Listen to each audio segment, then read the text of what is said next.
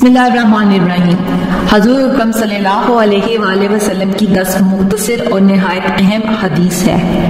ہمارے نبی پاک صلی اللہ علیہ وآلہ وسلم کا ارشاد ہے کہ نماز میں کندھے نرم رکھنے والا شخص تم میں سے سب سے بہتر ہے۔ آپ صلی اللہ علیہ وآلہ وسلم نے ارشاد فرمایا کہ جو شخص وضو کرتے وقت بسم اللہ نہ پڑھے اس کا وضو نہیں ہوتا۔ آپ صلی اللہ علیہ وآلہ وسلم نے ارشاد فرمایا کہ جو شخص ذخیرہ اندوزی کرتا ہے وہ گناہ گار ہے۔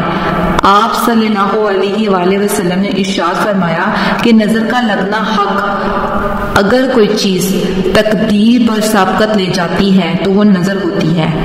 آپ نے ارشاد فرمایا کہ عورت ہے، یعنی پردے میں رکھنے والی چیز، جب وہ باہر نکلتی ہے تو شیطان اسے گھورتا ہے۔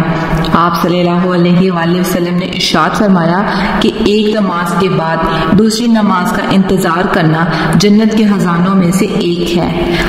آپ صلی اللہ علیہ وآلہ وسلم نے ارشاد فرمایا بے شک شیطان اس کھانے کو جس پر اللہ کا نام نہ لیا جائے کھانا حلال سمجھتا ہے۔ آپ صلی اللہ علیہ وآلہ وسلم کا ارشاد مبارک ہے جماعت سے نماز ادا کرنا اکیلے نماز ادا کرنے سے 27 درجے زیادہ فضیلت رکھتی ہے۔ اور آپ صلی اللہ علیہ وآلہ وسلم نے ارشاد فرمایا اگر میرے پاس درخت کے کانٹوں جتنے بھی اونٹ اور بکریاں ہوتی تو میں انہیں بھی تقسیم کر دیتا۔ مجھے تم بخل نہیں پاؤ گے، مجھے تم جھوٹا نہیں پاؤ گے، اور مجھے تم بزدل نہیں پاؤ گے۔